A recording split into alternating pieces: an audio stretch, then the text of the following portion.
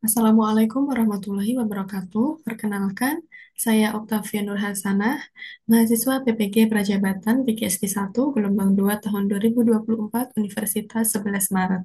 Nah, pada kesempatan kali ini saya akan menyampaikan terkait dengan jurnal refleksi mata kuliah pembelajaran berdiferensiasi dan juga mata kuliah praktik pengalaman lapangan 2 atau PPL 2 yang telah saya susun. Untuk yang pertama, saya akan menyampaikan terkait dengan jurnal refleksi mata kuliah pembelajaran berdiferensiasi.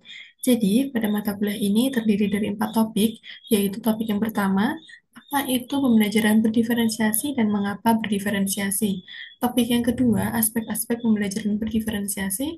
Topik tiga, strategi dalam implementasi pembelajaran berdiferensiasi. Dan topik empat, merancang, mengimplementasikan, dan mengevaluasi pembelajaran berdiferensiasi.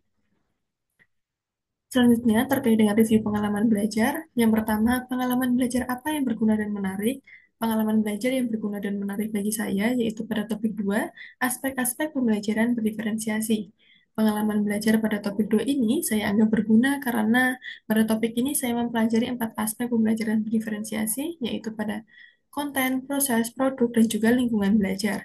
Dengan mempelajari keempat aspek ini, saya dapat memahami bahwa pembelajaran diferensiasi ini tidak hanya berfokus pada satu hal saja, akan tetapi mencakup berbagai elemen yang saling mendukung. Pembahasan tentang konten memungkinkan saya untuk melihat bagaimana materi pembelajaran bisa disesuaikan dengan tingkat kemampuan, minat, ataupun karakteristik peserta didik.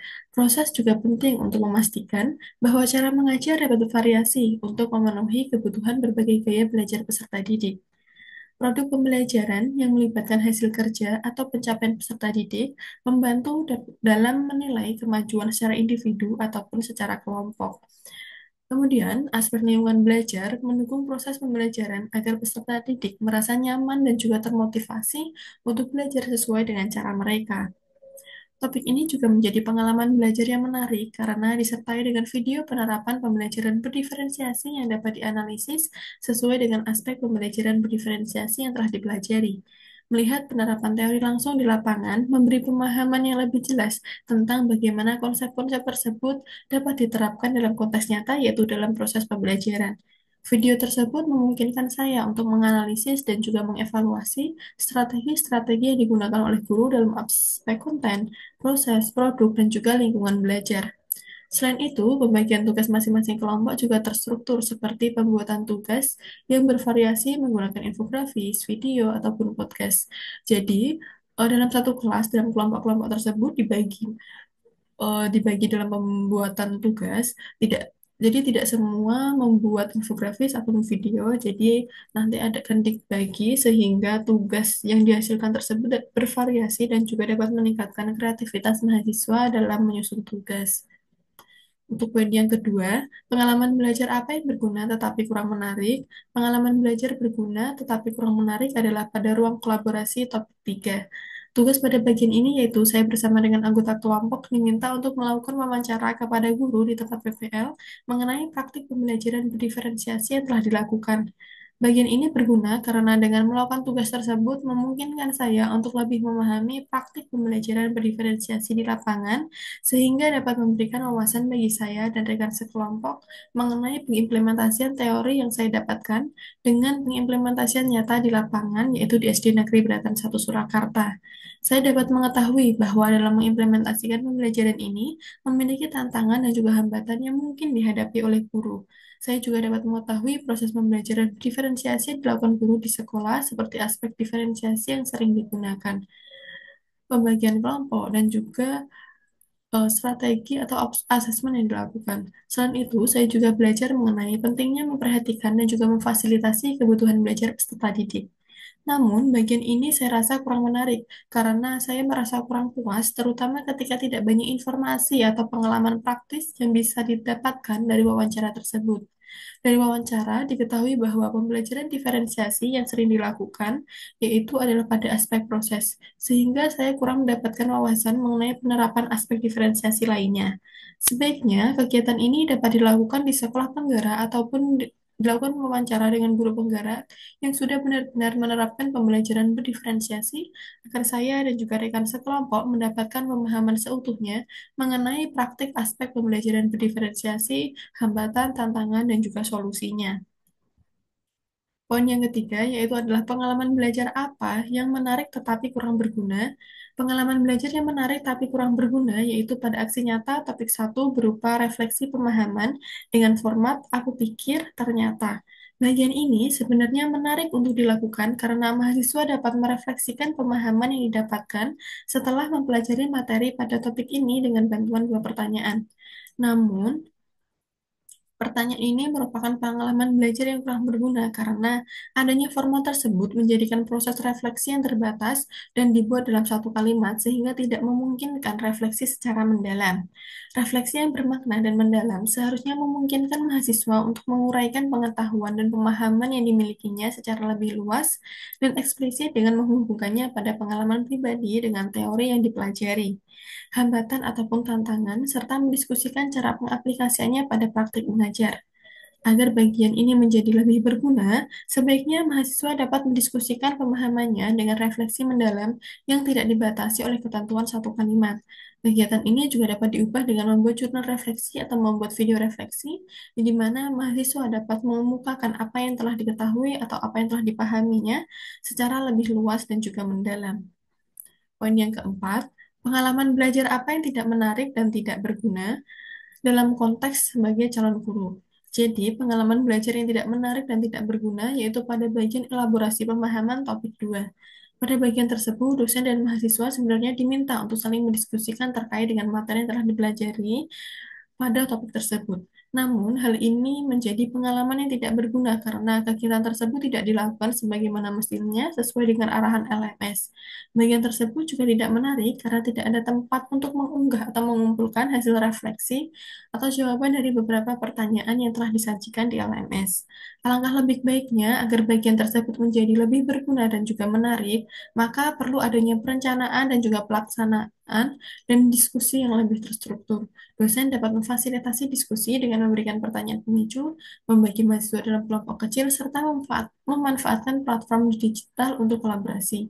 Selain itu, juga adanya sebaiknya untuk bagian ini, bagian elaborasi pemahaman ini juga terdapat tempat mengunggah refleksi sehingga saya dan juga rekan sekelompok dapat mengunggah hasil refleksi yang telah disusun. Dengan begitu, kegiatan elaborasi pemahaman tidak hanya menjadi formalitas, tapi benar-benar membantu mahasiswa dalam memperdalam materi dan juga berpikir kritis.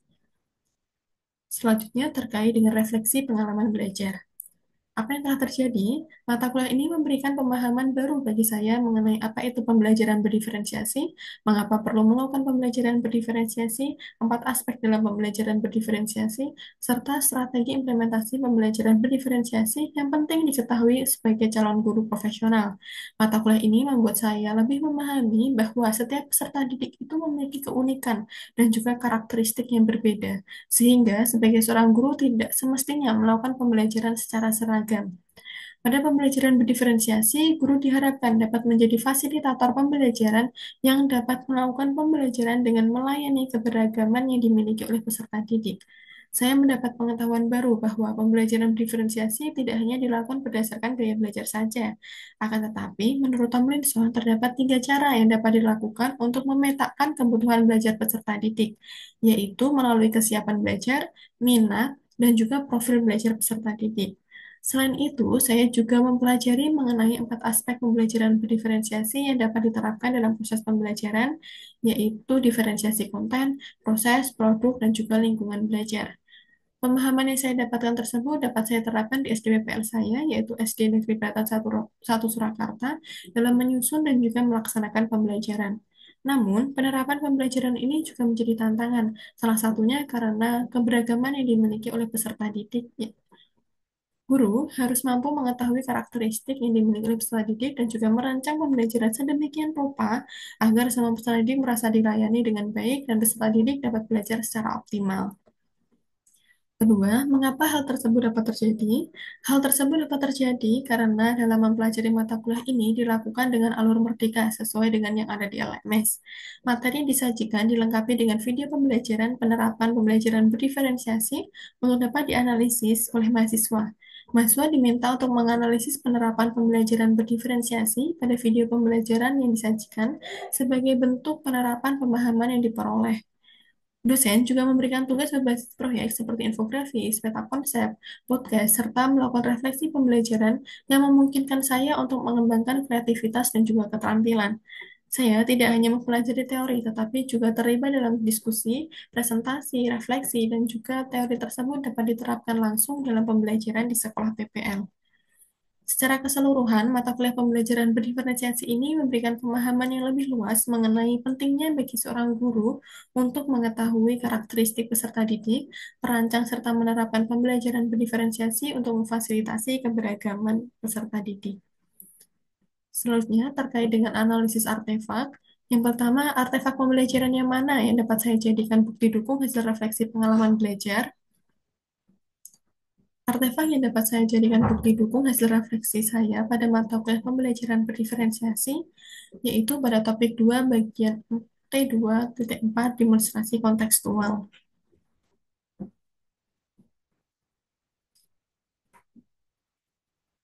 Jadi, berikut ini adalah artefak yang saya pilih.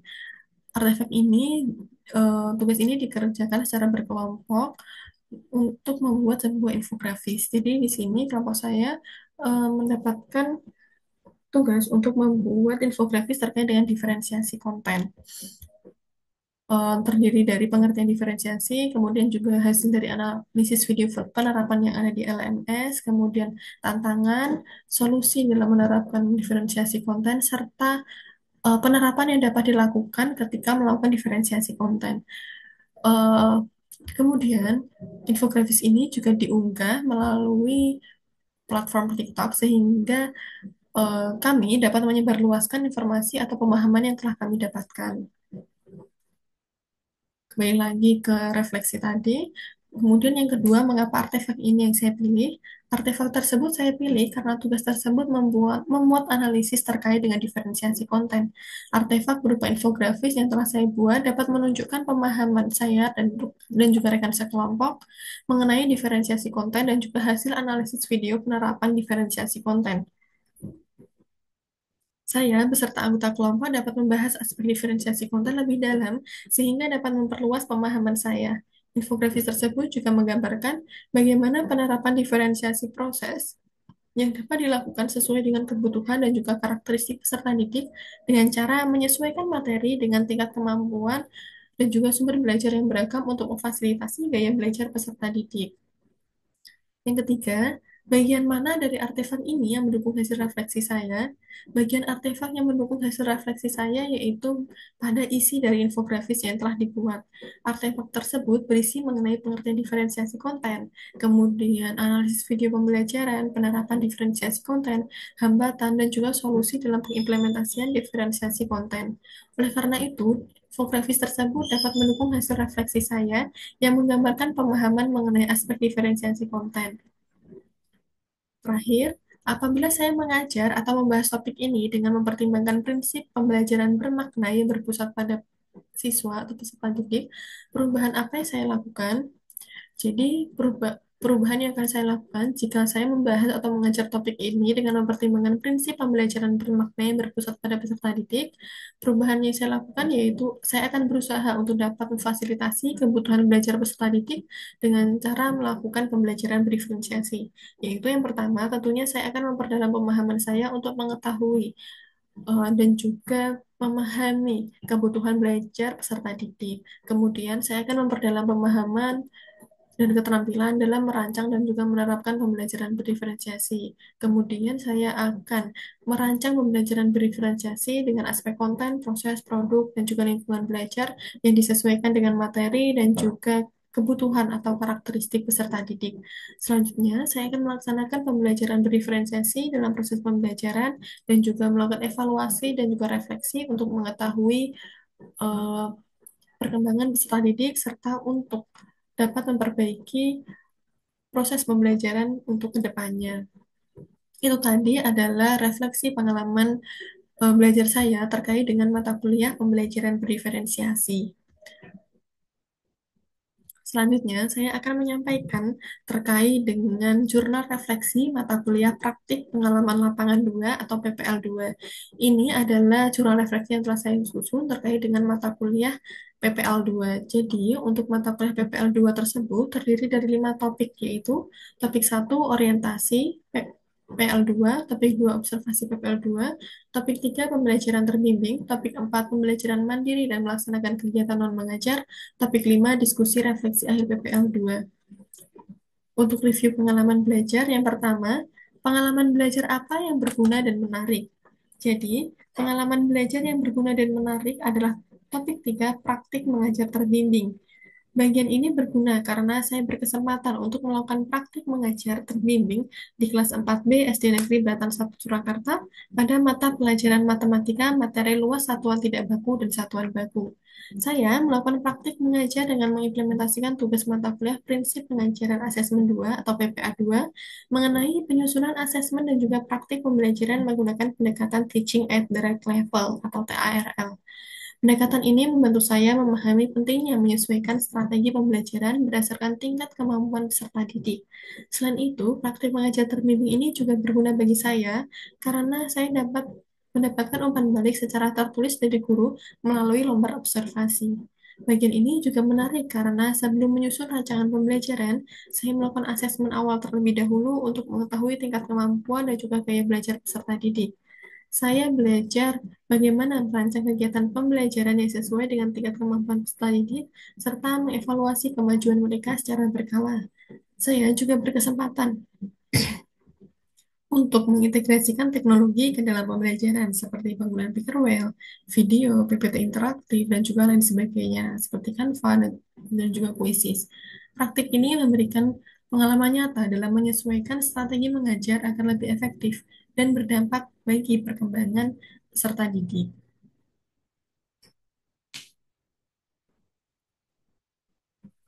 Yang kedua, pengalaman belajar apa yang berguna tetapi kurang menarik? Pengalaman belajar yang berguna tetapi kurang menarik adalah pada topik 2 kegiatan observasi karakteristik peserta didik. Kegiatan melakukan observasi karakteristik peserta didik merupakan pengalaman belajar yang berguna karena membantu untuk memahami keunikan setiap peserta didik. Dengan melakukan observasi, saya lebih mengenal karakteristik, potensi, kebutuhan belajar, gaya belajar, kemudian latar belakang budayanya, dan juga secara lebih mendalam. Hasil dari kegiatan observasi ini dapat saya gunakan untuk memahami karakteristik peserta didik, mendekatkan diri kepada mereka, serta sebagai acuan dalam merancang pembelajaran. Akan tetapi, pengalaman belajar pada bagian ini kurang menarik karena saya mendapatkan kelas untuk diobservasi seperti pada PPL 1, sehingga saya tidak menemukan perbedaan yang signifikan ataupun wawasan baru terkait dengan karakteristik peserta didik di kelas tersebut. Meskipun pada kegiatan tersebut sebenarnya saya juga dapat lebih mendalami karakteristik peserta didik di kelas tersebut, yaitu di kelas 4B, seperti lebih memahami apa saja gaya belajarnya, kemudian bagaimana tingkat kemampuan peserta didik pada mapel matematika, dan juga saya dapat lebih membangun kedekatan kembali dengan peserta didik. Namun, dikarenakan kegiatan pengamatan yang terbatas pada lingkungan kelas yang sama, hal tersebut terasa monoton atau kurang variasi dan juga tidak memberikan variasi yang cukup untuk menjaga keterlibatan peserta didik. Agar lebih menarik, kegiatan observasi dapat dirubah dengan melibatkan pengalaman dalam konteks yang lebih beragam, seperti kegiatan di luar kelas atau interaksi yang lebih dinamis dan dapat dilakukan di kelas yang berbeda. Yang ketiga, pengalaman belajar apa yang menarik tetapi kurang berguna? Pengalaman belajar yang menarik tetapi kurang berguna yaitu pada orientasi PPL 2 topik 1. Tugas bagian ini menarik untuk dilakukan karena kegiatan ini berupa orientasi manajemen sekolah, program dan kegiatan sekolah, kebijakan sekolah, serta berbagai informasi tentang kegiatan ekstrakurikuler dan juga kegiatan non-akademik lainnya. Namun, bagian ini kurang berguna dikarenakan tempat PPL 1 dan juga PPL 2 tetap sama, sehingga tugas orientasi tersebut tidak memberikan pemahaman baru yang signifikan mengenai manajemen yang ada di sekolah. Sebagai calon guru yang melakukan PPL di SD Negeri Bratan 1 Surakarta, saya sudah memahami lingkungan sekolah, tata tertib, sistem administrasi, sistem informasi, kurikulum yang berlaku, serta pola guru dalam melakukan pembelajaran berdasarkan pengalaman sebelumnya, yaitu pada saat PPL 1. Agar kegiatan ini menjadi lebih berguna dan juga menarik, sebaiknya tugas pada kegiatan observasi dapat lebih dikembangkan mengenai studi kasus, hambatan, tantangan, serta solusi dalam perencanaan pembelajaran, proses pembelajaran, pengelolaan kelas, dan juga rencana tindak lanjut apabila PPL 2 tetap dilakukan di tempat yang sama seperti PPL 1. Yang keempat, pengalaman belajar apa yang tidak menarik dan tidak berguna dalam konteks sebagai calon guru. Pengalaman belajar yang tidak menarik dan tidak berguna adalah pada bagian ruang kolaborasi. Kegiatan tersebut tidak menarik bagi saya karena berisi refleksi hambatan solusi yang mengenai kegiatan yang telah dilakukan.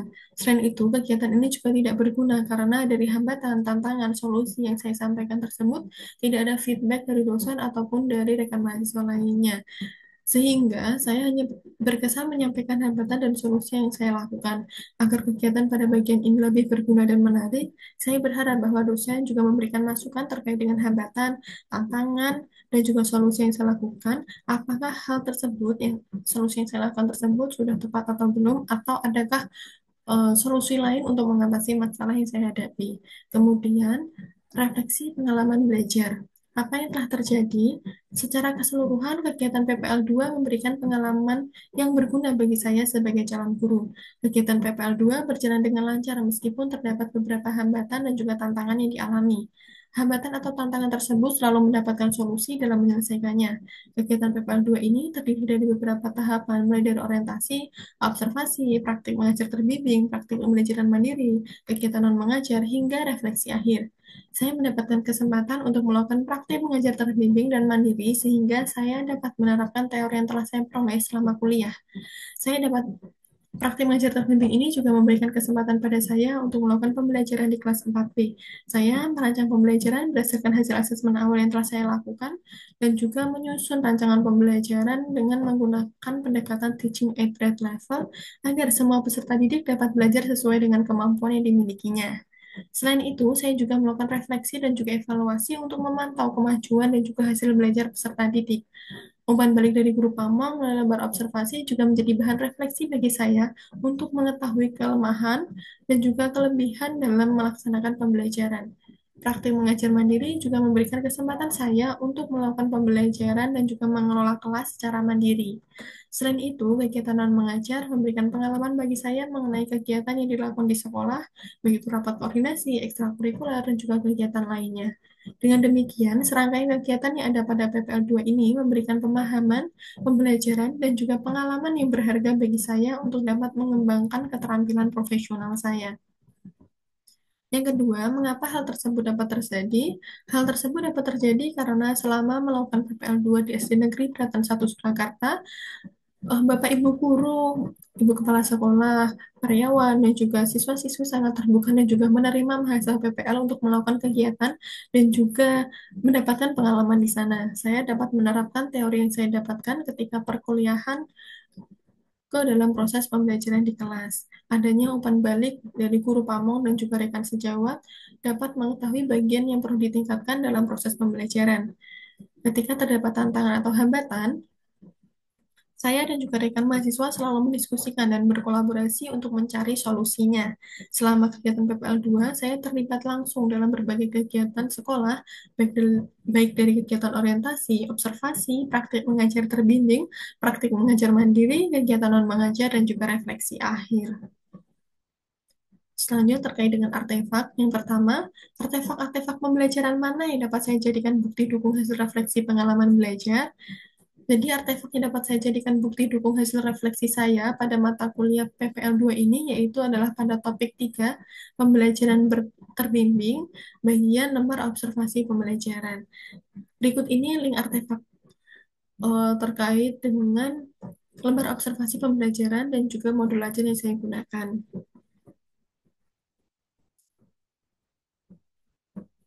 Berikut ini adalah artefak yang saya pilih untuk mendukung hasil refleksi saya. Yang pertama yaitu adalah adanya lembar observasi pelaksanaan pembelajaran. Jadi, ketika melakukan praktik pembelajaran terbimbing, guru memberikan umpan balik melalui lembar observasi pelaksanaan pembelajaran. Berikut ini adalah lembar observasi pelaksanaan pembelajaran di kelas 4B SD Negeri Beratan 1 Surakarta pada mapel matematika.